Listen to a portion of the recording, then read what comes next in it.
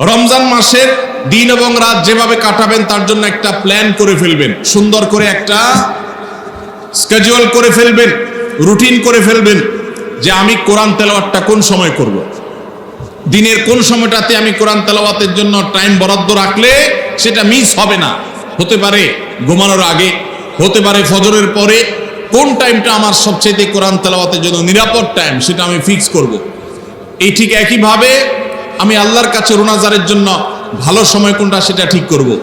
অতএব রমাদানকে অর্থবহ করবার জন্য আপনার প্ল্যান করতে হবে আগে থেকে, সেটা এখন থেকেই, যে আপনি কখন কোন কাজটা করবেন, কোন আমলটা করবেন, কোন ভালো কাজটা করবেন। এগুলো যদি আগে থেকে প্ল্যান হয় দেখবেন কাজটা করা সহজ হয়েছে। যথাযোগ্যভাবে রমজানকে যদি আমরা কাটাতে চাই, এর সঠিক ব্যবহার যদি করতে চাই, যেই প্রস্তুতিগুলো লাগবে 11টি প্রস্তুতি, যেগুলো আমাদের রমজানকে সার্থক করতে পারে ইনশাআল্লাহ, তার মধ্যে সর্বপ্রথম যে প্রস্তুতিটি দরকার সেটি হলো রমজান মাস শুরু হওয়ার আগে থেকেই, যথেষ্ট আগে থেকেই তওবা এবং ইস্তেগফার করতে হবে। কি করতে হবে ভাই? তওবা ইস্তেগফার কেন করবেন? তওবা ইস্তেগফার তো সারা বছরের রুটিন আমল। রমাদানকে কেন্দ্র করে রমজান মাসকে যদি আপনি সঠিকভাবে ব্যবহার করতে চান, তাহলে কেন আপনাকে তওবা ইস্তেগফার করতে হবে? কারণ হলো তওবা এবং ইস্তেগফার এর মাধ্যমে আমরা আল্লাহর রহমতের উপযুক্ত হব। মক্কার মসজিদুল হারামের ইমাম শেখ আব্দুর রহমান আস-সুদাইস হাফিজাহুল্লাহ, তার কাছে সৌদি আরবের কিছু যুবকরা এসেছিলেন। এসে বললেন, শেখ, প্রতি বছর রমজান আসলেই আমরা অনেক প্ল্যান প্রোগ্রাম করি, অনেক কোরআন খতম দেব, অনেক নেক আমল করব, দোয়া রোনাজারি করব, দান সাদাকা করব। দুর্ভাগ্যজনকভাবে সেটা আমাদের আর রমজান মাসে করা হয় না। আফসোস করতে করতে রমজান মাস পার হয়ে যায়। আপনি আমাদেরকে পরামর্শ দিন, কেন আমাদের প্রতি বছর জীবনে রমজান আসে অথচ সেটা সঠিক ব্যবহার করতে পারি না। তখন শেখ সুদাইস তাদেরকে বলেছিলেন, রমাদান মাসে ইবাদত বন্দেগী করতে পারা এটা আল্লাহর নেয়ামত, এটা আল্লাহর অনুগ্রহ, এটা আল্লাহর রহমত। যে রমজান পেয়েও ইবাদত করতে পারলো না সে তো হতভাগা, কপাল পোড়া। এই হতভাগ্যের কাতারে সাধারণত সেই মানুষগুলোই পড়ে যারা আল্লাহর রহমতের উপযুক্ত না। আমরা নানাবিধ অপরাধে, নানাবিধ গুনাহ করে, নানাবিধ নাফরমানি করে আল্লাহর রহমতের উপযুক্ততা আমরা হারিয়ে ফেলেছি, যার কারণে রমজানের ইবাদতের তৌফিক হয় না। এই জন্য তিনি তাদেরকে নসিহা করেছিলেন যে আমি তোমাদেরকে উপদেশ দিচ্ছি, রমজান আসার আগে থেকেই আগের যে সমস্ত গুনাহ খাতা হয়েছে, যে সমস্ত নাফরমানি হয়েছে, আল্লাহর অবাধ্যতা হয়েছে, সেগুলোর জন্য চোখের পানি ফেলে রোনাজারি করে আল্লাহর কাছে ক্ষমা চাও। আল্লাহর কাছে ক্ষমা চেয়ে যদি আগের সবগুলোকে ভ্যানিশ করতে পারো, তাহলে আল্লাহর কাছে রহমতের উপযুক্ত হবে। বিষয়টা অনেকটা হালখাতার মতো। আপনার আগের দেনা দায় সব যখন পরিশোধ করে দিয়েছেন, নতুন করে আবার আপনি ধার করার, বাকিতে নেওয়ার উপযুক্ততা আপনার অর্জন হবে। ঠিক একইভাবে আমাদের নানা নাফরমানের কারণে আল্লাহর রহমত থেকে আমরা দূরে সরে গেছি। লানত অর্থাৎ রহমত থেকে দূরে সরে যাওয়া, এটার উপযুক্ত হয়ে গেছি অনেকে। এই জন্য ভাইরা, এখন থেকে রমাদানের প্রস্তুতির নিয়তে আল্লাহর কাছে তওবা করা, গুনাহ মাফ চাওয়া, ইস্তিগফার করা, জীবন পরিবর্তন করবার সংকল্প করা, এটা হবে আমাদের রমাদানের প্রথম প্রস্তুতি। চেষ্টা করব তো ইনশাআল্লাহ। প্রতিদিন যখনই তৌফিক হয় আল্লাহর সাথে একটু কথা বলবেন, আল্লাহ আমার সমস্ত গুনাহগুলো মাফ করে দিন, আমার নাফরমানি মাফ করে দিন, আমাকে আপনি ক্ষমা করে দিন। আমি যদি আপনার রহমতের জন্য কোনো কারণে অনুপযুক্ত হয়ে যাই, আমার কোনো বদবখতির কারণে, আমার কোনো কৃতকর্মের কারণে, তো আপনি সেগুলো মাফ করে দিন। এই যে দোয়া, এই দোয়া আপনাকে রমাদানে আল্লাহর ইবাদত বন্দেগী করার, আল্লাহর কাছে রোনাজারি করার, আল্লাহর কাছে ভালো আমল নিবেদন করার যে তৌফিক, এটার উপযুক্ত করে দিবে ইনশাআল্লাহ। তাহলে রমাদানের প্রস্তুতির প্রথমটি আমরা পেয়ে গেলাম, সেটা হলো আগের গুনাহ খাতাগুলো থেকে ইস্তিগফার করা, তওবা করা, ফিরে আসা। এর মধ্য দিয়ে রমাদানে ইবাদতের জন্য নিজেকে প্রস্তুত করব ইনশাআল্লাহ। চেষ্টা করা যাবে না ইনশাআল্লাহ। নাম্বার 2, দ্বিতীয় প্রস্তুতি হলো রমাদান মাসে আল্লাহ রাব্বুল আলামিন এই মাসের যে ফজিলত বর্ণনা করেছেন, কোরআন এবং হাদিস সম্পর্কে যাদের মৌলিক ধারণা আছে, হাদিসে রাসূল সম্পর্কে যাদের একটু ঘাটাঘাটিও আছে তারা জানেন 2-3টা আমল সম্পর্কে কোরআন এবং সুন্নাহ সবচেয়ে বেশি সংখ্যক ভাষ্য বর্ণিত হয়েছে। সবচেয়ে বেশি সংখ্যক, এত ফজিলতের, এত তাৎপর্যের, এত মর্যাদার হাদিস আর অন্য আমল সম্পর্কে সাধারণত দেখা যায় না। সেই কয়েকটি আমল যেগুলোর ফজিলত বিপুল পরিমাণ, যেগুলোর ফজিলত সম্পর্কিত হাদিসের সংখ্যা অনেক, সেই রকম আমলগুলোর মধ্য থেকে অন্যতম আমল হলো এই রমাদান কেন্দ্রিক আমল, সিয়াম, রোজা, এগুলোর ফজিলত। তো আমাদের রমাদান কেন্দ্রিক প্রস্তুতি হিসাবে দ্বিতীয়ত যে কাজটি আমরা করতে পারি সেটি হলো এখন থেকেই রমাদান মাসের কি কি ফজিলত আছে, সিয়াম সাধনার কি কি ফজিলত আছে, রমাদানের কি কি আমল আছে, বিশেষ করে ফজিলত এবং মর্যাদার কথাগুলো আলোচনা শুরু করা এখন থেকে। বাসা বাড়িতে গোল হয়ে কোনো নির্দিষ্ট বইকে কেন্দ্র করে পাঠচক্র হতে পারে, গ্রুপ স্টাডি হতে পারে, পর্যালোচনা হতে পারে যে রমাদান মাসের কি কি মাহাত্ম্য আছে, এক একজন এক একটা বললেন। এই আলোচনা পর্যালোচনার মধ্য দিয়ে মনোজগতে রমাদানের জন্য এক ধরনের প্রস্তুতি, এক ধরনের আবহ তৈরি হবে ইনশাআল্লাহ। এজন্য দ্বিতীয় প্রস্তুতি হিসাবে আমরা এই কাজটিও ইনশাআল্লাহ করব, সেটা হলো রমজানের ফজিলত, রমজানের মর্যাদা, সিয়ামের ফজিলত, অন্যান্য আমলের উপকারিতা, সেগুলো নিয়ে আমরা বেশি বেশি পর্যালোচনা করব। যত বেশি আপনি আগে থেকে পর্যালোচনা করবেন, রমাদানের প্রতি আপনার তৃষ্ণা, সিয়াম সাধনার প্রতি আপনার ভেতরে আকাঙ্ক্ষা, প্রত্যাশা এবং প্রতীক্ষা, এটা আপনার মধ্যে বাড়তে থাকবে এবং রমাদানের প্রতিটা মিনিটকে কাজে লাগাবার জন্য তাগাদা আপনার ভিতরে অনুভব হবে ইনশাআল্লাহ। নাম্বার 3, তৃতীয় প্রস্তুতি হলো আমাদেরকে প্রতিজ্ঞা করতে হবে এই রমাদানে আমরা নেকামল করবই করব এবং কোনো আমল, কোনো ভালো কাজ, কোনো সুন্নাহ এটা করার ব্যাপারে কোনো প্রকার অলসতা করব না। কারণ ভাইরা আমার, রমজান মাস পেয়েও যদি আল্লাহর কাছে কেউ ক্ষমা না পায়, একটা প্রসিদ্ধ হাদিস আপনারা সবাই কম বেশি শুনেছেন যে নবী সাল্লাল্লাহু আলাইহি সাল্লামের কাছে জিবরিল এসেছে, এসে বলেছেন বাউদা মান আদরাকা রমাদান ফালাম ইগফার লাহ, যে ব্যক্তি রমজান পেয়েছে অথচ রমজানের এই বিশাল সুবর্ণ সুযোগকে কাজে লাগিয়ে সে তার জীবনের সব গুনাহগুলো মাফ করাইতে পারে নাই, সে আল্লাহর কাছ থেকে মাগফিরাত আদায় করে নিতে পারে নাই, সে জাহান্নাম থেকে মুক্ত এই ঘোষণা সে আদায় করতে পারে নাই, অথচ সে রমজান মাস পেয়েছে, এর চাইতে হতভাগা আর কে হতে পারে? সে ধ্বংস হোক, এই বদদুআয় নবী সাল্লাল্লাহু আলাইহি সাল্লাম আমিন বলে সমর্থন জানিয়েছেন, সায় দিয়েছেন।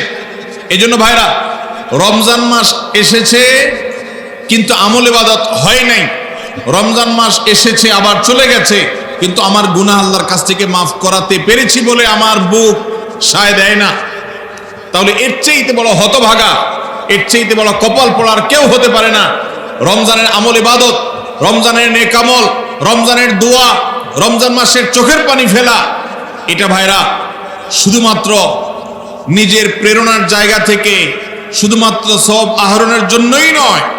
এটা যদি না করি তাহলে জিবরিলের বদদুয়া, নবীজি সাল্লাল্লাহু আলাইহি সাল্লামের বদদুয়া, আল্লাহর পক্ষ থেকে ধ্বংস হওয়ার পরোয়ানা, এগুলো অনিবার্য হয়ে যাবে। এই কথা চিন্তা করে এখন থেকে রমাদান কেন্দ্রিক প্রস্তুতির অংশ হিসাবে আমাদেরকে প্রতিজ্ঞা করতে হবে, এইবারের রমাদানের প্রতিটা দিন আমি আল্লাহর কাছে চোখের পানি ফেলে একটা নির্দিষ্ট সময় কান্নাকাটি করব, আমার গুনাহ খাতাগুলোকে মাফ করাবো, জাহান্নামীদের তালিকা আমার নাম যদি কোনো কারণে যেয়ে থাকে আমি এমন ভাবে রোনাজারি করব, এমন ভাবে ইস্তেগফার করব, এমন ভাবে চোখের পানি ফেলবো, একান্তে নীরবে আল্লাহর সাথে কথা বলবো যেন আমার সমস্ত গুনাহগুলো মাফ হয়, জাহান্নামীদের তালিকা থেকে যেন আমার নাম কেটে যায়। এর জন্য ভাইরা এখন থেকে প্রতিজ্ঞাটা করতে হবে। প্রস্তুতি হলো কাজ হবে রমজানে, কিন্তু প্রতিজ্ঞা হবে এখন থেকে যে আমি কোনোভাবে এইবারের রমজানের সুযোগ আর হাতছাড়া করব না ইনশাআল্লাহ। তাহলে 3 নম্বর হলো যে রমজান কেন্দ্রিক সমস্ত আমলগুলো করব, আল্লাহর কাছে তওবা ইস্তেগফার করে নিজের গুনাহগুলোকে মাফ করায় ছাড়বো, জাহান্নাম থেকে মুক্তি তথা নাজাত এটা নিজের করে নেব, এই মর্মে প্রতিজ্ঞাটা এখন থেকে যেই কয়দিন রমজান আসতে সময় আছে প্রতিদিন আমাকে নবায়ন করতে হবে। প্রতিজ্ঞা আজকেরটা যেভাবে হবে কালকেরটা আরো স্ট্রং হবে, তারপরের দিন আরো স্ট্রং হবে। প্রতিদিন আমি স্বপ্ন লালন করব কবে রমাদান শুরু হবে, আর আমি আল্লাহ রাব্বুল আলামিনের কাছে রমাদানের এই সমস্ত ইস্তেগফার, তওবা, আমল এগুলোকে নিবেদন করতে থাকবো। চেষ্টা করা যাবে না ইনশাআল্লাহ? তাহলে 3 নম্বর প্রস্তুতি হলো রমজান মাসে নেক আমল করার প্রতিজ্ঞা করা, মাগফিরাত এবং নাজাত আদায় করার প্রতিজ্ঞা এখন থেকে করা। নাম্বার 4 নম্বর যে প্রস্তুতিটা আমাদের নিতে হবে সেটা হলো, যদি আগের রমজানের কোন রোজা কারোর কাজা থাকে, এই রমজান আসার আগে আগে শাবান মাসের মধ্যেই সেই কাজাগুলো আদায় করে ফেলা উচিত। আম্মা জান আয়েশা রাদিয়াল্লাহু তাআলা আনহা বলেছেন যে নারী হিসাবে রমাদান মাসে যে কয়েকটা রোজা ভাঙতি পড়ে, নবীজি সাল্লাল্লাহু আলাইহি সাল্লাম রমাদান পরে পুরো সময়টা তার কাছে থাকার কারণে তিনি সেই রোজাগুলো রাখার সুযোগ সেভাবে পেতেন না। স্বামীর হকের কথা মাথায় রেখে রোজাগুলো রাখতেন না। এবং শাবান মাস আসলে নবীজি সাল্লাল্লাহু আলাইহি সাল্লাম নিজেও বেশি বেশি নফল রোজা রাখতেন। ওই সুযোগে মা আয়েশা রাদিয়াল্লাহু তাআলা আনহা বলেছেন যে তিনিও তার রমজানের বাকি রোজা যেগুলো ছিল ভাঙতি রোজা, সেগুলো তিনি রেখে ফেলতেন।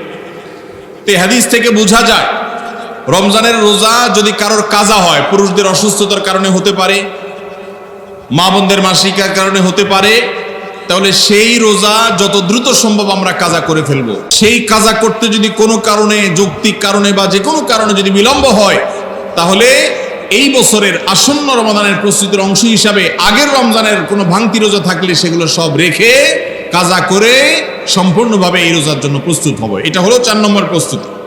নাম্বার 5 নম্বরের রমজানের প্রস্তুতি হলো, আল্লাহ রাব্বুল আলামিনের কিছু সাধারণ ক্ষমা আছে, কমন ক্ষমা, গণহারে মাফ। আল্লাহ তাআলার এই যে সাধারণ ক্ষমা, গণহারে মাফ, দুটি বিষয় এই গণহারে মাফ থেকে মানুষকে দূরে সরিয়ে রাখে। আল্লাহর গণহারে যে ক্ষমা, এই গণক্ষমার উপযুক্ততা নষ্ট করে দেয় দুটি জিনিস। তার একটি হলো শিরক, আরেকটি হলো হাসাদ। একটা হলো হিংসা, আরেকটা হলো শিরক। নবী করিম সাল্লাল্লাহু আলাইহি ওয়াসাল্লাম বিভিন্ন হাদিস থেকে আমরা জানি, তিনি বলেছেন আল্লাহ রাব্বুল আলামিন বিশেষ করে লাইলাতুন নিসফি মিন শাবানে যখন মানুষকে গণহারে ক্ষমা করেন, তখন 2 শ্রেণীর মানুষকে আল্লাহ তাআলা মাফ করেন না, ইল্লা লিল মুশরিকিন ও মুশাহিন। তবে যদি মুশরিক আর মুশাহিন থাকে, শত্রুতা করে, হিংসা করে অন্যের প্রতি, এইরকম মানুষ যদি থাকে, তাদেরকে আল্লাহ তাআলা সাধারণ ক্ষমা আওতায় আনেন না। রমাদানে আল্লাহ তাআলা প্রতিদিন বহু মানুষকে সাধারণ ক্ষমা করেন। রমজান যখন কাছে আসে, শেষ দশক আসে, তখন সাধারণ ক্ষমার পরিমাণ বেড়ে যায়। আল্লাহ সুবহানাহু ওয়া তাআলা বলেছেন ওয়ালিল্লাহি উতা, নবী সাল্লাল্লাহু আলাইহি সাল্লাম বলেছেন ওয়ালিল্লাহি উতাকাউ মিনান নার ওয়া যালিকা ফি কুল্লি লাইলা। রমজানের প্রত্যেক রাতে বহু মানুষকে আল্লাহ তাআলা জাহান্নাম থেকে মুক্ত ঘোষণা দিয়ে দেন। অমুক জাহান্নাম থেকে মুক্ত, অমুকের ছেলে অমুক জাহান্নাম থেকে মুক্ত, অমুকের ছেলে অমুক, তার নাম জাহান্নামের তালিকা থেকে কাটা, জান্নাতের তালিকায় চলে আসবে। অসংখ্য মানুষকে এভাবে এই সুযোগ আল্লাহ তাআলা দান করেন। যারা শিরকে লিপ্ত, সেটা যেই কোনো ধরনের শিরক হোক, কবরকে যারা সিজদা করে, মাজারকে যারা পুজো করে, জীবিত মৃত মানুষকে যারা সিজদা করে, কবরে যারা প্রার্থনা করে, সেখানে যারা সন্তান চায়, ব্যবসার উন্নতি চায়, যত প্রকার শিরক আছে কবর কেন্দ্রিক, এগুলোতে লিপ্ত হয়, অথবা এর বাইরে আরো যত রকমের শিরক গোটা দুনিয়াতে আছে, কোন প্রকার শিরকে যখন মানুষ লিপ্ত হয়, তখন এই ব্যক্তি আল্লাহ তাআলার সাধারণ ক্ষমার উপযুক্ত আর থাকে না। এই জন্য ভাইরা, রমজানের প্রস্তুতির অংশ হিসাবে 5 নম্বরের যে প্রস্তুতি আমরা গ্রহণ করব, সেটা হলো আল্লাহ তাআলা যেহেতু রমজানে অনেককেই সাধারণ ক্ষমা করবেন, আমি যেন সেই সাধারণ ক্ষমা প্রাপ্ত সৌভাগ্য মানুষদের তালিকায় ঢুকতে পারি, সেজন্য আমার অন্তর থেকে হিংসাকে ধুয়ে মুছে সাফ করে ফেলতে হবে। কোন মুসলমানের কল্যাণ দেখে আমার কষ্ট হবে না, কারোর ভালো দেখে আমার ভেতরে জ্বালা পড়া হবে না। পারলে তার জন্য আরো বেশি দোয়া করব, যে কারোর ভালো হোক আমি আরো ভালো চাইবো, কারোর কোনো ক্ষতি আমি চাইবো না। এই কল্যাণকামিতাই হলো দিন। আদ-দীনু আন-নাসীহা। কিলা লিমান ইয়া রাসূলুল্লাহ ক্বালা লিল্লাহি ওয়া লিরাসূলিহি ওয়া লিআম্মাতিল মুসলিমিনা ওয়া আইম্মাতিহিম। নবী সাল্লাল্লাহু আলাইহি সাল্লাম বলেছেন, ধার্মিকতা কিসের নাম? ধার্মিকতা, দিনদারিতা কিসের নাম? ধার্মিকতা হলো কল্যাণকামিতার নাম। আল্লাহ রাব্বুল আলামিনের আদেশ নিষেধ মেনে চলা, নবী সাল্লাল্লাহু আলাইহি সাল্লামের আদেশ নিষেধ মেনে চলা, এটাই হলো তাদের জন্য কল্যাণকামিতা। আর সকল স্তরের সাধারণ মানুষের কল্যাণ চাওয়া, কারোর ক্ষতি না চাওয়া, এটাই হলো দিনদারিতা। যে ব্যক্তি কারোর ক্ষতি চায়, যে মুসলমান আরেক মুসলমানের ভালো দেখলে তার ভিতরে জ্বালা পোড়া করে, অস্থিরতা আসে, সে ভালো মুসলমান না, সে হিংসুক, তার ভিতরে কবিরা গুনাহ আছে।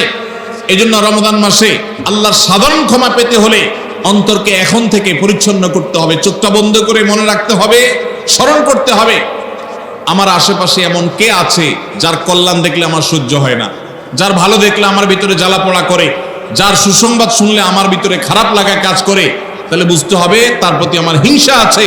আল্লাহর জন্য নিজের হিংসা থেকে পরিচ্ছন্ন হয়ে অন্তরকে ধুয়ে সাফ করে তারপরে রমজানের সাধারণ ক্ষমার জন্য উপযুক্ত করতে হবে এখন থেকে।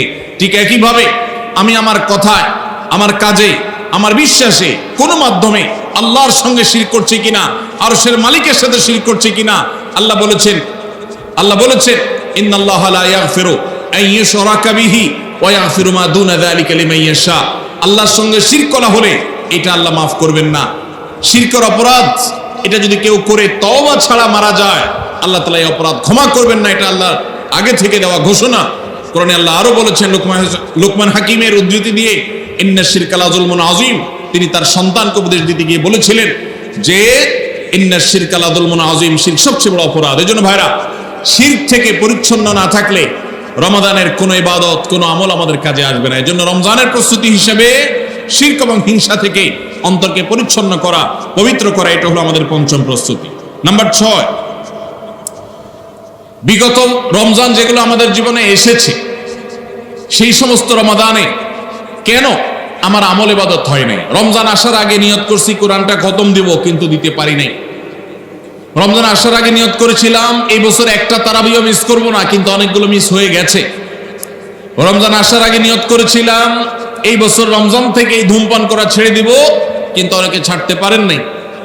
রমজান আসার আগে নিয়ত ছিল এই বছর রমজানে একটা খারাপ জিনিসও মোবাইলে, টিভিতে দেখব না, কিন্তু সেই প্রতিশ্রুতি রাখতে পারি নাই। কেন পারি নাই? বিগত রমজানের সমস্ত আমল নামা নিয়ে বসতে হবে এখন থেকে, শাবান থেকে, আজকে থেকেই, যে আমার গত রমজানে আমল ইবাদতের ক্ষেত্রে প্রতিবন্ধকতা, বাধাগুলো কি কি ছিল, একটা একটা করে সম্ভব হলে লিখে ফেলবেন। নাম্বার 1, আমি তারাবিটা নিয়মিত পড়তে পারি নাই, কারণ অমুক অমুক বন্ধুর সাথে আড্ডায় যেতে হয়েছে। তাহলে এটা আমার একটা বাধা। আমি হারাম জিনিস থেকে বেঁচে থাকবো, কিন্তু পারি নাই কেন? কারণ ফেসবুকে ঢুকছি একটা কাজে, সেখান থেকে আমার আরো 5টা অকাজ করা লাগছে। তাহলে এটা আরেকটা কারণ, ফেসবুক। এভাবে একটা একটা করে আপনি যদি কারণ লেখেন, লেখার পর আসন্ন রমাদানকে অর্থবহ এবং সার্থক করবার স্বার্থে এবং প্রয়োজনে সেই চিহ্নিত কারণগুলো একটা একটা ধরে হিম্মত করে, সৎসাহস করে আল্লাহকে সন্তুষ্ট করবার আশায় ছুঁড়ে ফেলে দিতে হবে নিজের জীবন থেকে। এই সংকল্প এবং এই কাজটা যদি আপনি করতে পারেন, তাহলে ইনশাআল্লাহ আপনি দেখবেন আপনার এই রমজান আপনার জীবনের শ্রেষ্ঠ রমজান হয়েছে। ভাইরা আমার, নবী করিম সাল্লাল্লাহু আলাইহি সাল্লাম তাঁর জীবদ্দশায় কয়টা রমজান পেয়েছেন? মাত্র 8টা রমজান পেয়েছেন। দ্বিতীয় হিজরিতে রমজানের রোজা ফরজ করা হয়েছে, দশম হিজরিতে আল্লাহ তাকে দুনিয়া থেকে নিয়ে গেছেন। মাত্র 8টা রমাদান তিনি পেয়েছেন নবী সাল্লাল্লাহু আলাইহি সাল্লাম। বহু সাহাবী আছেন, তাদের জীবনে রমজান মাত্র পেয়েছেন একটা রমজান পেয়েছেন। এরপরে রমজান আসার আগে হয়তো জিহাদের ময়দানে গিয়ে শাহাদাত বরণ করেছেন। অনেক সাহাবী আছেন হয়তো 40, 45, 50 বছর বয়সে ইসলাম গ্রহণ করেছেন, এরপরে কয়েক বছরের মধ্যে দুনিয়া থেকে চলে গেছেন, রমজান পেয়েছেন অল্প কয়েকটা। আর আমরা জন্মসূত্রে মুসলমান হওয়ার সুবাদে এক একজন মানুষ 20টা, 30টা, 40টা, 50টা রমজান আমরা পেয়েছি। দুর্ভাগ্য আমাদের, সাহাবা একরাম মাত্র 2, 4, 5টা রমজান পেয়ে তাদের জীবনকে যেই পর্যায়ে নিয়ে গেছেন, আমরা বেশিরভাগ মানুষ জীবনে 30, 40, 50টা রমজান পেয়েও আমাদের জীবনকে সেই পর্যায়ে নিতে পারি নাই। ভাইরা আমার, এই জন্যই আসন্ন রমাদানকে সঠিকভাবে ব্যবহার করবার জন্য আমাদের বিগত রমজানগুলোর সমস্ত সমস্যাগুলোকে চিহ্নিত করতে হবে। কি কি কারণে আমি এর আগের রমজানগুলো সঠিকভাবে কাজে লাগাতে পারিনি, ব্যবহার করতে পারিনি, সেগুলো একটা একটা করে দূর করতে হবে। যেমন সোশ্যাল মিডিয়া, ফেসবুক, ইউটিউবের আসক্তি, এটা আমার আগের বছর রমাদানের যে ইবাদত, এটার ক্ষেত্রে প্রতিবন্ধকতা ছিল। তাহলে এই বছরের ইবাদতের প্রস্তুতির অংশ হিসেবে এই সোশ্যাল মিডিয়া, ফেসবুক আমার মোবাইল থেকে আনইনস্টল করে ফেলতে হবে। চেষ্টা করা যাবে না ইনশাআল্লাহ? ভাইরা আমার, যদি ফেসবুক আমার আমল ইবাদতের প্রতিবন্ধকতা তৈরি করে, তাহলে ফেসবুককে আল্লাহর জন্য কোরবানি করবেন রমজান মাস উপলক্ষে। কারা কারা প্রস্তুত আছেন হাত তোলেন। বুঝে শুনে হাত তুলছেন? বুঝে শুনে হাত তুলছেন? আল্লাহ এই হাতগুলোকে সবগুলোকে কবুল মঞ্জুর করুন। যুবক ভাইয়েরা, আপনারা ফেসবুক মোবাইল থেকে আনইনস্টল করার নিয়ত করছেন, এটার মানে কিন্তু আপনারা এক একজন আল্লাহর রাহে কোরবানি হওয়ার নিয়ত করছেন। প্রস্তুত আছেন তো ইনশাআল্লাহ?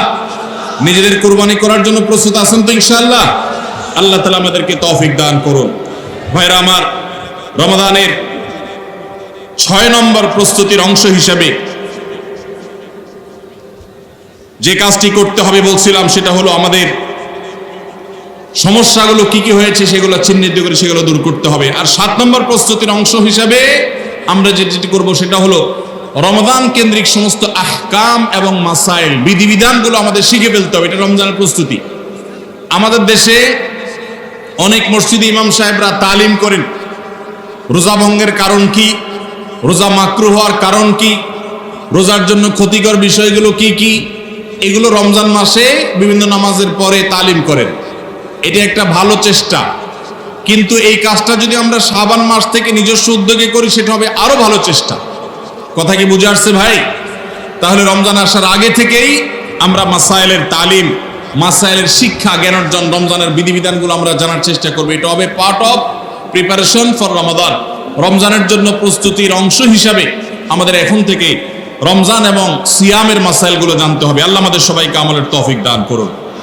8 নম্বর হলো রমজানে যে আমলগুলো করবেন এখন থেকে সেগুলোর ওয়ার্ম আপ এবং রিহার্সেল শুরু করে দিবেন, প্রস্তুতি শুরু করে দিবেন, চর্চা শুরু করে দিবেন। কারণ মানুষ দাঁড়ানো অবস্থায় হঠাৎ করে জোরে দৌড় দিতে পারে না। একটা গাড়ি সেটা দাঁড়ানো অবস্থায় হঠাৎ করে 100, 150, 110, 20 গতিতে চলতে পারে না। প্রথম 10, 20 হয়, এরপরে 40, 60 হয়, এরপর আস্তে আস্তে 100 বা 110, 20 হয়। এই জন্য রমাদান মাসে যদি আপনি বিপুল পরিমাণে ইবাদত করতে চান, অনেকে আছেন অপেক্ষা থাকেন রমজানের চাঁদ উঠলে সব শুরু করব। এদের দ্বারা জীবনে কিছুই হয় না। যারা আসলেই রমজানে কিছু করতে চায় তারা এখন থেকে শুরু করবে। রমজানে আমরা রোজা রাখবো, নবী সাল্লাল্লাহু আলাইহি ওয়াসাল্লাম শাবান থেকে নফল রোজা রাখার অভ্যাস শুরু করতেন। রমজানে আমরা দোয়া করব, এখন থেকে দোয়ার রিহার্সেল শুরু করা, প্রস্তুতি শুরু করা। যে কোনো গুরুত্বপূর্ণ কাজের আগে মহড়া শুরু হয়, তারপরে মূল কাজ শুরু হয়। এই জন্য শাবান মাস থেকে আমাদের প্রস্তুতি চলতে হবে। চেষ্টা করা যাবে না ইনশাআল্লাহ? তাহলে 8 নম্বরের প্রস্তুতি হলো যেই আমলগুলো রমজানে করব সেগুলোর রিহার্সেল, সেগুলোর প্রস্তুতি, ওয়ার্ম আপ এখন থেকে শুরু হবে। নাম্বার 9, রমজান মাসের দিন এবং রাত যেভাবে কাটাবেন তার জন্য একটা প্ল্যান করে ফেলবেন, সুন্দর করে একটা স্কেজুয়াল করে ফেলবেন, রুটিন করে ফেলবেন যে আমি কোরআন তেলাওয়াতটা কোন সময় করব। দিনের কোন সময়টাতে আমি কোরআন তেলাওয়াতের জন্য টাইম বরাদ্দ রাখলে সেটা মিস হবে না। হতে পারে ঘুমানোর আগে, হতে পারে ফজরের পরে। কোন টাইমটা আমার সবচেয়ে কোরআন তেলাওয়াতের জন্য নিরাপদ টাইম সেটা আমি ফিক্স করব। এই ঠিক একইভাবে আমি আল্লাহর কাছে রোনাজারের জন্য ভালো সময় কোনটা সেটা ঠিক করব। আমরা আমাদের আসুন্নাহ ফাউন্ডেশন থেকে আপনারা জানেন রমাদান প্ল্যানার নামে একটা প্ল্যানার তৈরি করেছি রমজানকে অর্থবহ করবার জন্য। এবছর আরেকটা নতুন বই আমাদের আসছে সামনের সপ্তাহে ইনশাআল্লাহ। মাহে রমজানের 27টি আমল, মাসনুন আমল কোরআন সুন্নাহর আলোকে। প্রত্যেকটা খুঁটিনাটি আমলকে আলাদা আলাদা করে উল্লেখ করা হয়েছে। খুব ছোট্ট ছোটি বই, উদ্দেশ্য রমাদানকে অর্থবহ করা। অতএব রমাদানকে অর্থবহ করবার জন্য আপনার প্ল্যান করতে হবে আগে থেকে, সেটা এখন থেকেই, যে আপনি কখন কোন কাজটা করবেন, কোন আমলটা করবেন, কোন ভালো কাজটা করবেন। এগুলো যদি আগে থেকে প্ল্যান হয় দেখবেন কাজটা করা সহজ হয়েছে। নাম্বার 10, রমাদানের প্রস্তুতির অংশ হিসাবে চাঁদ দেখার চেষ্টা করতে হবে। চাঁদ দেখা আজকাল চাঁদ দেখার আমলটা বিলুপ্ত হয়ে গেছে, অনেকটাই হারিয়ে যাচ্ছে। চাঁদ দেখা কমিটি ছাড়া সাধারণ মানুষ চাঁদ দেখতে আমরা ভুলে গেছি। আমরা চাঁদ দেখি কিন্তু ফেসবুকে, আকাশে না। চাঁদ কি ফেসবুকে দেখবেন না আকাশে দেখবেন? সবাই যদি চাঁদ ফেসবুকে খোঁজেন তাহলে আকাশে সরকারি কিছু লোক খুঁজবে, হেলাল কমিটির লোকজন খুঁজবে। হেলাল কমিটির লোকদের উপরে ভরসা করে যদি এই কোটি কোটি মানুষ তাদের রোজা রাখে তাহলে প্রায় বছর দেখেন গন্ডগোল লাগে। চাঁদ উঠছে আবার উঠে নাই, উঠে নাই ঘোষণা হয়ে আবার 11টা বাজে 10টা বাজে উঠছে। এই ঘটনা হয় না? হয় না? এই ঘটনা এই জন্য হয় যে আমরা সবাই চাঁদ দেখার দায়িত্বটা পালন করি না। নবীজি বলেছেন সুমুল রুইয়াতিহি ওয়া আফতিরুল রুইয়াতিহি, তোমরা রোজা রাখো চাঁদ দেখে, আবার ঈদও করো চাঁদ দেখে। এই জন্য 29শে শাবান পশ্চিম আকাশে চাঁদ খোঁজার চেষ্টা করবেন সন্ধ্যার সময়। চেষ্টা করবেন না ইনশাআল্লাহ? চেষ্টা করে যদি চাঁদ দেখতে নাও পারেন তারপর আপনি সওয়াব পাবেন। আর যদি চাঁদ দেখেন তাহলে দোয়া করবেন আল্লাহুম্মা আহিল্লাহু আলাইনা বিল ইয়ুমনি ওয়াল ঈমান ওয়াস সালামাতি ওয়াল ইসলাম রাব্বি ওয়া রাব্বুকাল্লাহ। হে আল্লাহ, এই চাঁদকে আপনি বরকত এবং ঈমান দিয়ে আমার জন্য পরিপূর্ণ করে দিন। এই মাস আমার জন্য নিরাপদ এবং ইসলাম দিয়ে পরিপূর্ণ করে দিন। হে চাঁদ, তোমার আর আমার পালন করতে একজন আল্লাহ। অতএব এই চাঁদ দেখার চেষ্টা করব। এটাও রমাদানের প্রিপারেশন, রমাদানের প্রস্তুতির অংশ। 11 নম্বর হলো আল্লাহর কাছে ভাই চোখের পানি ফেলে এখন থেকে দোয়া করব, আল্লাহ এই যে রমজান আসছে এটা যেন আমার জন্য লাইফ চেঞ্জিং হয়, এটা যেন আমার জীবন পরিবর্তনকারী হয়, এটা যেন আমাকে মুত্তাকি বানিয়ে ছাড়ে, এটা যেন আমাকে নেকামল ওয়ালা বানিয়ে দেয়, এটা যেন আমার জীবনে বিশাল বড় অ্যাচিভমেন্ট এনে দেয়, এটা যেন আমাকে মাগফিরাত পাইয়ে দেয়, এটা যেন আমাকে নাজাত পাইয়ে দেয়, এটা যেন আমাকে জান্নাতের উপযুক্ত করে। এই রমজান যেন আমাকে জাহান্নামীদের তালিকা থেকে আমার নামকে কাটানোর নিশ্চয়তা এনে দেয়। সেইভাবে রমজানকে কাটাবার জন্য আপনি তৌফিক দান করুন। এখন থেকে আল্লাহর কাছে এই বরাদ্দ আদায় করতে হবে, চেয়ে নিতে হবে এবং সেটার জন্য দোয়া করতে হবে। এই দোয়াটা হলো একাদশ এবং সর্বশেষ প্রস্তুতি। চেষ্টা করা যাবে না ইনশাআল্লাহ? রমাদান উপলক্ষে আস-সুন্নাহ ফাউন্ডেশন থেকে আমরা একটা ঘোষণা গত বছরে দিয়ে রেখেছি, ইনশাআল্লাহ এই রমাদানে সেটা কার্যকর হবে। সেটা হলো যে রমজান মাসে যদি কেউ পুরো কোরআনে কারীম অর্থ সহকারে বুঝে পড়ে, মাদ্রাসার নিচের ক্লাসের ছাত্ররা তারা শরীক হতে পারবে, উপরের ক্লাসের ছাত্র অথবা আলেম ওলামা তাদের জন্য এটা না, কারণ তারা তো এই কম্পিটিশনে এমনিতেই ভালো করবে। এটা আমাদের সাধারণ শিক্ষিত ভাইদের জন্য, স্কুল কলেজের ভাইদের জন্য, সর্বস্তরের নারী পুরুষ, দেশে বিদেশে প্রবাসে থাকা সব মানুষদের জন্য উন্মুক্ত। অনলাইনে নিজস্ব ওয়েবসাইটে আমরা এই পরীক্ষা নিয়ে থাকি। 6টি ধাপে সারা বছর নেওয়া হয়েছে। এখন সামনে রমাদানে যেটা হবে সেটা হলো মূল। যে কেউ যারা আগের কোনো ধাপে পরীক্ষা দেয়নি তারাও সবাই দিতে পারবে। কাজ হলো শুধু একটাই, সেটা হলো রমাদানকে কেন্দ্র করে আপনি টার্গেট করবেন পুরা কোরআনের শুরু থেকে শেষ পর্যন্ত আমি একবার ভালো করে অর্থ সহকারে বুঝে পড়ার চেষ্টা করব। চেষ্টা করা যাবে না ইনশাআল্লাহ? আল্লাহ তাআলা কি বলেছেন পুরা কোরআনে আমরা অনেকেই পড়তে চাই, জানতে চাই, কিন্তু হয়ে ওঠে না। আপনি এই রমজানকে কেন্দ্র করে টার্গেট করেন প্রতিদিন আমি 1 পারা বা 1.5 পারা, ইমাম সাহেব বা হাফেজ সাহেব তারাবিতে যে তেলাওয়াত করেন পুরো পারাটা আমি যদি সুন্দর করে দেখে যাই এবং দেখার পরে পরিবারের লোকদের সাথে গ্রুপ স্টাডি করি, মুদারাসা করি, যেটা নবী সাল্লাল্লাহু আলাইহি সাল্লাম জিবরিলের সাথে করতেন, সেটা যদি আপনি করেন তাহলে রমজানের শেষ জুমাবার বাদ ফজর অনলাইনে আমাদের পেজ থেকে লিংক দেওয়া হবে। লিংকে ক্লিক করে শর্ট টার্মে একজন একটু রেজিস্ট্রেশন করে দিতে হবে, নিজে পারলে ভালো, না হলে যারা অনলাইন বোঝে তারা 1 মিনিট লাগবে রেজিস্ট্রেশন করতে, বাস। এরপরে আপনি ডাইরেক্ট পরীক্ষা দিতে পারবেন। এমসিকিউ প্রশ্ন, একটা অক্ষরও লিখতে হবে না, সব প্রশ্ন উত্তর দেওয়া আছে, 4টা উত্তর দেওয়া থাকবে, সঠিকটা সিলেক্ট করতে হবে। এই পরীক্ষা যারা বিজয়ী হবেন তাদের জন্য পুরস্কার হলো 15 লক্ষ টাকা। 15 লক্ষ টাকার পুরস্কারের ঘোষণা আমরা দিয়েছি। এর মধ্যে প্রথম 3 জনকে আমরা ইনশাআল্লাহ বিদিনিল্লাহ ওমরা করাবো। 3 জনের ওমরার জন্য আল্লাহর 3 বান্দা ইতোমধ্যে স্পন্সর হয়ে টাকা জমা দিয়ে দিয়েছেন আমাদের কাছে। এখন শুধুমাত্র কারা কারা ওমরা যেতে চান সেই মানুষগুলো দরকার। আপনারা সবাই যেতে চান ইনশাআল্লাহ? অতএব ভাইরা, রমজানকে কেন্দ্র করে ওই যে প্রিপারেশন, প্রস্তুতির অংশ হিসেবে এখন থেকে কোরআনে কারীম বুঝে পড়া শুরু করে দেন। পরীক্ষার দিন পরীক্ষা দেন। আপনি পুরস্কার জিতেন আর না জিতেন, আল্লাহ বলেছেন ফাস্তাবিকুল খায়রাত, ভালো কাজে প্রতিযোগিতা করা এটা ইটসেলফ একটা ভালো কাজ। অতএব আপনি পরীক্ষায় অংশগ্রহণ করেছেন, প্রতিযোগিতায় নাম লিখিয়েছেন, এটাই একটা ইবাদত। আপনার রমাদান কর্তব্য করে দিতে পারে ইনশাআল্লাহ। সবাই চেষ্টা করবো তো ইনশাআল্লাহ? রমাদানকে কেন্দ্র করে, তাহলে যে প্রস্তুতিগুলো আমরা নিতে পারি, যেগুলো আমাদের রমাদানকে অর্থবহ করতে পারে, তার ভিতরে 1 নম্বর বলেছিলাম তওবা ইস্তেগফার করে আগের সব গুনাহগুলো থেকে আল্লাহর কাছ থেকে মাগফিরাত আদায় করে নেওয়া, যাতে করে রমজানে ইবাদতের জন্য আপনি উপযুক্ত হন, আল্লাহর রহমত প্রাপ্তির তৌফিক প্রাপ্ত হন। অনেক সময় গুনাহগুলো ইবাদতের ক্ষেত্রে বাধা হয়, গুনাহের কারণে আল্লাহর ইবাদতের তৌফিক হয় না। নাম্বার 2, আল্লাহ রাব্বুল আলামিন রমজানের এবং সিয়ামের যে ফজিলতের কথা বলেছেন, নবীজি সাল্লাল্লাহু আলাইহি সাল্লাম যেসব ফজিলতের কথা বলেছেন, মর্যাদা, মাহাত্ম্য, তাৎপর্যের কথা বলেছেন, এগুলো আলোচনা, পর্যালোচনা, এগুলো এখন থেকে শুরু করা। আপনার অফিসে, বাসায় বিভিন্ন রকমের হাদিস, রমজানের ফজিলত, সাহরি ইফতারের ফজিলত, গুনাহমুক্ত থাকার ফজিলত, তাকওয়া চর্চার ফজিলত, রমজানের আমল, এগুলো এখন থেকে জানাশোনা শুরু করে দেন। এখন থেকে এটা রিহার্সাল শুরু করেন। রমজানকে অর্থবহ করবার জন্য আমরা রমজান প্ল্যানার করেছি। রমজানকে অর্থবহ করবার জন্য আমরা কোরআন তারাবির সালাতে কোণের বার্তা বই করেছি। রমজানকে অর্থবহ করার জন্য আমাদের আরেকটা বই আসছে, মাহে রমজানের 27 আমল। এই সব আয়োজন কিভাবে রমজানকে সুন্দরভাবে কাটানো যায় সেজন্য এখন থেকে আপনি ফজিলতের হাদিসগুলো জানেন, আলোচনা করেন, দেয়ালে দেয়ালে নিজের বাসায় লাগায় রাখেন এবং বারবার দেখেন, পর্যালোচনা করেন, আবহ তৈরি হবে ইনশাআল্লাহ। নাম্বার 3, তৃতীয় প্রস্তুতি হলো এইবারের রমাদানে যে কোনোভাবে মাগফিরাত আদায় করে ছাড়বো আল্লাহর কাছ থেকে। জাহান্নামীদের তালিকা আমার নাম থেকে থাকলে এটা কাটায় ছাড়বো, এই মর্মে প্রতিজ্ঞা করা, এটাও প্রিপারেশন।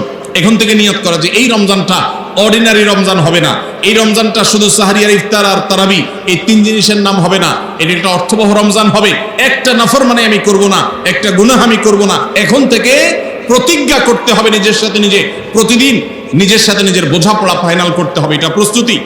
নাম্বার 4, বিগত রমাদানের যদি কোনো রোজা কাজা হয়ে থাকে সেগুলো সব আদায় করে শেষ করতে হবে শাবানের মধ্যে। নাম্বার 5, শিরক এবং হাসাদ, হিংসা, এগুলোর কারণে আল্লাহর সাধারণ ক্ষমার উপযুক্ততা মানুষ হারিয়ে ফেলে। সেগুলো থেকে মুক্ত থাকার প্রতিজ্ঞা করে মুক্ত থাকার জন্য চেষ্টা করতে হবে এখন থেকে, যে শিরক থেকে থাকলে জীবনে কখনো সেই শিরক থেকে মুক্ত হওয়া, অন্তরের কারো প্রতি হাসাদ থাকলে সেটাকে দূর করা, তার কল্যাণকামী হওয়া, এগুলোর মধ্য দিয়ে রমজানে যে সাধারণ ক্ষমা হবে তার জন্য যে উপযুক্ততা তৈরি করা, এটাও রমজানের প্রস্তুতির অংশ। নাম্বার 6, বিগত রমজানগুলোতে কোন কোন কারণে আমার আমল হয় না, কোন দোস্তের কারণে, কোন বন্ধুর কারণে, কোন গ্রুপের কারণে, কোন অ্যাপসের কারণে, কোন ফেসবুকের কারণে, সেগুলো একটা একটা করে এই রমজানে যেন জীবনে না থাকে সেগুলা ছিন্ন করার জন্য প্রস্তুতি নেওয়া। নাম্বার 7, রমজানের মাসলা মাসাইলগুলো জানা, এটাও রমজানের প্রস্তুতির অংশ, এখন থেকে সেটা করা। 8 নম্বর হলো রমজানে যে আমল করতে চান এখন থেকে সেগুলো শুরু করবেন, তেলাওয়াত করা। অনেক সালাফ শাবান মাস থেকে প্রচুর তেলাওয়াত করা শুরু করতেন, নবীজি শাবান মাস থেকে নফল রোজা শুরু করতেন। এগুলো হলো আগে থেকে প্রস্তুতি এবং মহড়া। রমজানে যা করবেন, দান সদকা করবেন, এখন থেকে লিস্ট করেন, তালিকা শুরু করে দেন, টাকা পয়সা শুরু করে দেন, এগুলো হলো পার্ট অফ প্রিপারেশন। 9 নম্বর হলো রমজান কিভাবে কাটাতে চান তার একটা রুটিন করে ফেলেন, দিন রাত 24 ঘন্টার রুটিন। বাচ্চাদের, ফ্যামিলির অনেক ধরনের আমল আছে রমজানকে কেন্দ্র করে, যেগুলো হারিয়ে গেছে আমাদের সমাজ থেকে। রুটিন করেন এবং ইলম অর্জন করার চেষ্টা করেন। নাম্বার 10, চাঁদ দেখার চেষ্টা করতে হবে, এটাও রমজানের প্রস্তুতির অংশ। আর 11 নম্বর হলো আল্লাহর কাছে দোয়া করতে হবে, আল্লাহ যেন আমাদেরকে রমজানের রোজাকে যথাযথভাবে আদায় করার তৌফিক দান করেন। চেষ্টা করা যাবে তো ইনশাআল্লাহ। আল্লাহ রাব্বুল আলামিন আমাদের সবাইকে রমজানকে সর্বোচ্চ কাজে লাগাবার, সর্বোত্তম ব্যবহার করবার তৌফিক দান করুন। সবাই চেষ্টা করবো তো ইনশাআল্লাহ। ভাইরা আমার, জীবনে রমজান হতে পারে এটাই শেষ, সেই চিন্তা করেই আমাদেরকে রমাদানকে ইস্তেকবাল করতে হবে, অভ্যর্থনা জানাতে হবে। এটাকে শেষ রমজান ধরেই প্রিপারেশন নিতে হবে, আগাইতে হবে। এইবার যদি সুযোগ মিস হয়, হয়তো আর সুযোগ আমার কাছে আসবে না, সেই চিন্তা করেই করতে হবে। তাহলে ইনশাআল্লাহ এই রমাদানে অর্থবহ কিছু করা সম্ভবপর হবে। আমরা সবাই সেজন্য যার যার জায়গা থেকে সচেষ্ট হব আগে থেকেই। এবং মনে রাখবেন, আবারও বারবার বলছি যে নবী সাল্লাল্লাহু আলাইহি সাল্লামের সেই হাদিসটি মাথায় রাখতে হবে, রমজান মাসটা আমল করে, ইবাদত করে কিছু কামাইতে পারলাম ভালো, না কামাইতে পারলাম তেমন কোনো ব্যাপার না। ব্যাপারটা সেরকম না। ব্যাপারটা হলো, যদি এই মাস চলে যায় আর অবহেলায় আপনি আল্লাহর কাছ থেকে মাগফিরাত আদায় করতে না পারেন, তাহলে বাউদামান আদরাকা রমাদান ওয়া লাম ইগফার লাহ, এই হাদিসের মেজদাক হবেন আপনি, এই হাদিসের প্রয়োগ ক্ষেত্র হবেন আপনি। সেক্ষেত্রে রমজান পেয়েও মাগফিরাত না পাওয়ার কারণে ধ্বংস অনিবার্য হয়ে যাবে। এটা শুধুমাত্র শখের বিষয় না, এটা ডু অর ডাই এর মতো ব্যাপার। আপনি রমজান পাইলেন না, মাগফিরাত পাইলেন না, জাহান্নাম নিশ্চিত হবে।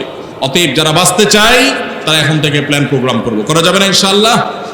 সেই সাথে আমি শুরুতে যেটা বলেছিলাম, রমাদান সেই মাস যেই মাসে আমল এবং ইবাদতের শুধু উন্নতি আর তারা কি না, মুসলমানদের সার্বিক অগ্রগতি উন্নতি আল্লাহ রাব্বুল আলামিন এই মাসে দিয়েছেন। ঐতিহাসিক বদরের যুদ্ধের সেই স্মৃতি বিজড়িত মাস এই রমাদান, মক্কা বিজয়, বড় বড় ঘটনা ইসলামের ইতিহাসে, বড় বড় সাফল্য আল্লাহ তাআলা রমাদানে দিয়েছেন। অতএব সেই জন্য নিজেদেরকে প্রস্তুত করতে হবে, প্রস্তুতি এখন থেকে গ্রহণ করতে হবে। এবং বাংলাদেশের এই মাটি আল্লাহ রাব্বুল আলামিন যেন দ্বীনের জন্য, ঈমানের জন্য, কোরআনের জন্য, সুন্নাহর জন্য কবুল করেন। এদেশের মুসলমানদের অন্তরের অন্তঃস্থলে যেন দ্বীনকে আল্লাহ তাআলা গেঁথে দেন। আমাদেরকে সবাইকে যেন আল্লাহ তাআলা প্র্যাকটিসিং মুসলমান বানায় দেন। নামধারী মুসলমানদেরকে আল্লাহ যেন সিরিয়াস মুসলমান বানায় দেন। নামাজি মুসলমানকে যেন আল্লাহ আখলাকওয়ালা মুসলমান বানায় দেন। আখলাকওয়ালা মুসলমানকে যেন আল্লাহ মুখলিস মুসলমান বানায় দেন। আমরা সব সময় দোয়া করব ইনশাআল্লাহ। এই আসন্ন রমাদানকে কেন্দ্র করে সেই দোয়া আরো বাড়াতে হবে, তার প্রিপারেশন আরো বাড়াতে হবে। এদেশের সংখ্যাগরিষ্ঠ মানুষ তারা ইসলামকে পছন্দ করে, মুসলমান তারা ইসলামকে ভালোবাসে মনে প্রাণে, ধর্মপ্রাণ। এরপরও এদেশে একের পর এক বিভিন্ন সময় আমরা দেখেছি ইসলামকে নানাভাবে আঘাত করা হয়। আমরা মুসলমানরা সর্বশক্তি দিয়ে এই সামান্য কিছু হাতে গোনা ইসলাম এবং মুসলমানদের প্রতি বিদ্বেষ পোষণ করা এই অপশক্তি, এদেরকে দমন করবার শপথ আমাদেরকে গ্রহণ করতে হবে রমাদানকে কেন্দ্র করে। আপনারা অনেকে ইতোমধ্যে জেনেছেন, অনেকে আপনারা জেনেছেন এবং দেখেছেন, দেশে সংস্কার কার্যক্রম যে চলমান আছে, এখানে নারী বিষয়ক সংস্কারের যে কমিশন, সেই কমিশন পত্রপত্রিকা আপনারা দেখেছেন, অনেকে সুপারিশ করেছে বৈষম্য দূর করার নাম দিয়ে কোরআন যে বাবার সম্পত্তিতে, মায়ের সম্পত্তিতে মেয়েদেরকে ছেলেদের অর্ধেক সম্পদ দিতে বলেছে, সে আইনটা এখনো সামাজিকভাবে প্রচলিত আইনে কার্যকর আছে। এইটাকে পরিবর্তন করার, আল্লাহর বিধানকে পরিবর্তন করার সুপারিশ করেছে এই নারী বিষয়ক সংস্কার কমিশন। এই সুপারিশ বাস্তবায়ন করার দুঃসাহস যদি কেউ দেখায়, তাহলে এটা হবে সবচেয়ে বড় অপরিণামদর্শী কাজ, সবচেয়ে দুর্ভাগ্যজনক অধ্যায়। শুনতে খুব ভালো শোনা যায়, খুব মুখরোচক মনে হয়।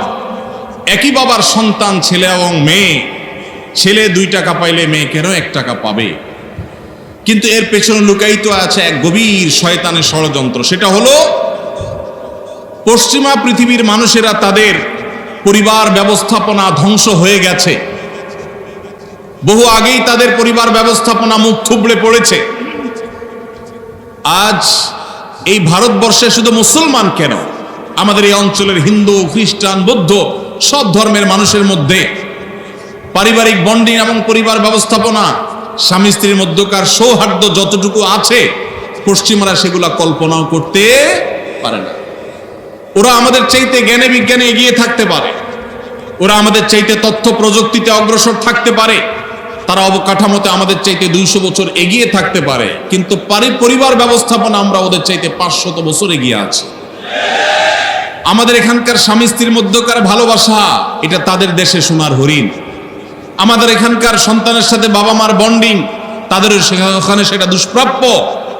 ভাইরা আমার, এই যে সমতার নাম দিয়ে, বৈষম্য দূরের নাম দিয়ে এই যে নতুন প্রস্তাবনা আসছে, এই প্রস্তাবনার মিনিং হলো পরিবার ব্যবস্থাপনাকে ধ্বংস করে ফেলা। কিভাবে সেটা? ছেলে এবং মেয়ে উভয় যখন সমান সমান হারে 1 টাকা 1 টাকা করে পাবে, তখন পশ্চিমাদের মতো ছেলে বলবে মেয়েকে, বাসা ভাড়া তুমি অর্ধেক শেয়ার করো, সংসার খরচ তুমি অর্ধেক শেয়ার করো, যেভাবে পশ্চিমা পৃথিবীতে আছে। এইটা যদি শুরু হয়, তখন পরিবার ব্যবস্থাপনা ওদেরটা যেরকম ধ্বংস হয়েছে, আমাদেরটাও ধ্বংস হওয়া অনিবার্য হবে।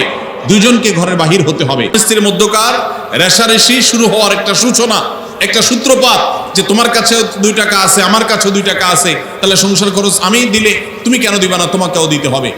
এখন আল্লাহ রাব্বুল আলামিন যে সুন্নাতুল্লাহি ফিল আরদ, পৃথিবীতে আল্লাহর যে নিয়ম রেখেছেন, পুরুষরা বাহিরের দিকটা সামলায়, মেয়েরা ভেতরের দিকটা সামলায়। পুরুষরা বাহিরের জগৎটাকে দেখে, মেয়েরা ভেতরের জগৎটাকে দেখে। এই যে বন্টন, এই বন্টনের মধ্য দিয়ে যে পরিবার ব্যবস্থাপনা মানব সভ্যতার শুরু থেকে আজও পর্যন্ত আসছে, এটার ভিন্ন পথ এক্সপেরিমেন্ট করে চালিয়ে, পরীক্ষা চালিয়ে পশ্চিমারা ফেইলিওর হয়ে গেছে, ব্যর্থ হয়ে গেছে।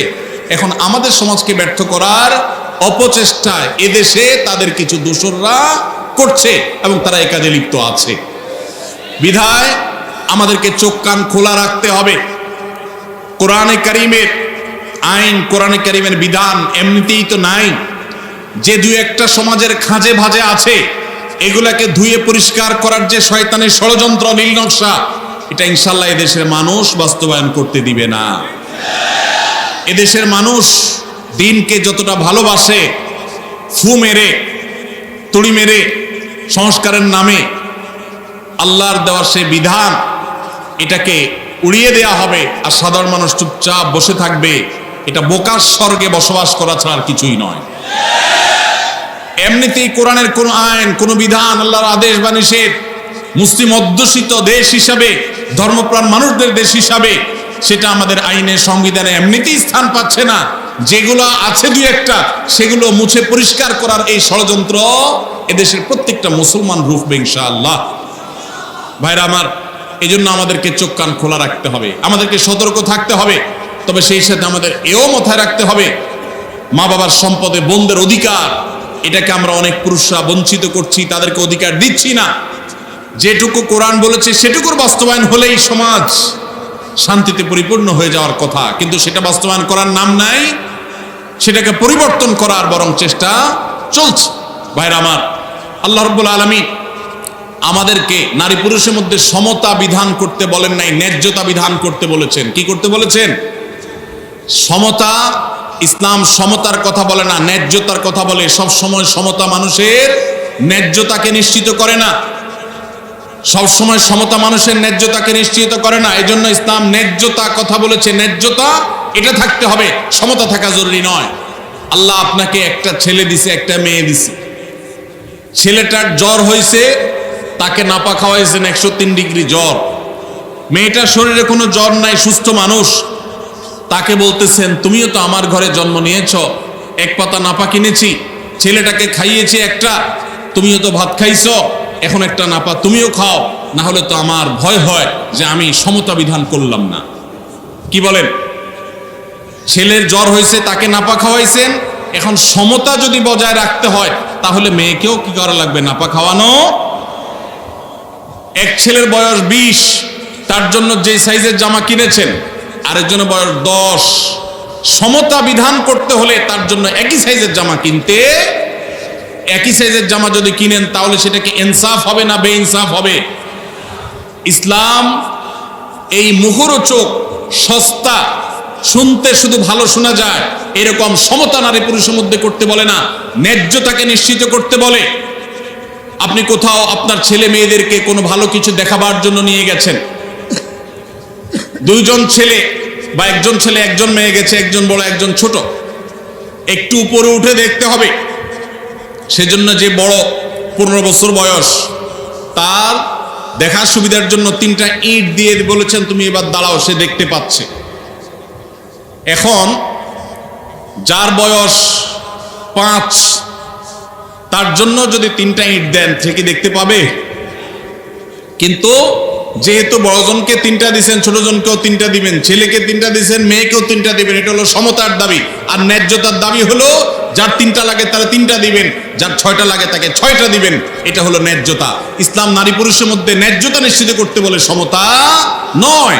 পশ্চিমারা যে সমতার কথা বলে এটা মুখরোচক, বস্তাপচা, সস্তা স্লোগান। এই স্লোগান কখনো ইনসাফ প্রতিষ্ঠা করতে পারে না। পশ্চিমাদের সমাজ ব্যবস্থা ইনসাফ প্রতিষ্ঠা হয় নাই।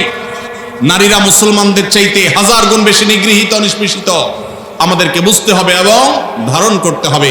আল্লাহ রাব্বুল আলামিন কোরআন এবং হাদিসের আলোকে আমাদের জীবনকে, আমাদের সমাজকে, আমাদের দেশকে, আমাদের পরিবারকে সবকিছুকে ঢেলে সাজাবার তৌফিক আমাদেরকে দান করুন। আমাদেরকে কোরআন এবং হাদিসকে ধারণ করতে হবে, রমাদান কর্তব্য করতে হবে। যে সমস্ত কথা আমরা শুনলাম, জানলাম, দিনভর আলোচনা হলো, আল্লাহ তাআলা আমাদের সবাইকে আমলের তৌফিক দান করুন। হাদা ওয়া সাল্লি ওয়া সাল্লিম আলা নবিয়িনা মুহাম্মদ ওয়া জাযাকুমুল্লাহু খাইরা। আসসালামু আলাইকুম ওয়া রাহমাতুল্লাহি ওয়া বারাকাতুহু।